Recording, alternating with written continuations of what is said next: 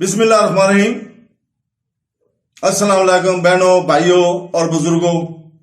آج ہم سوال و جوابات کے سلسلے میں جواب دے رہے ہیں سوال مکہ میں حجر اسود کی اصل کہانی کیا ہے۔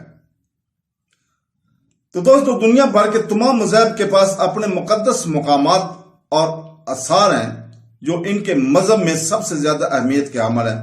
اسلام میں آثار اور مقدس مقامات بھی ہیں جو مسلمانوں کے لیے مذہبی اہمیت رکھتے ہیں۔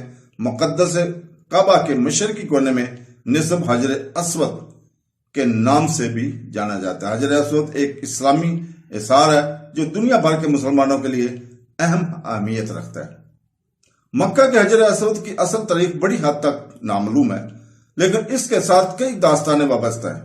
مکمل طور پر قبل اسلام مذہبی روایت کے ذریعہ اس پتھر کی تعظیم کی جاتی تھی، حالانکہ اس تاریخ کا کوئی تحریری ریکارڈ موجود نہیں ہے۔ اسلام کے اندر علامات کے مطابق یہ پتھر حضرت آدم اور حضرت حوا کے زمانے کا ہے۔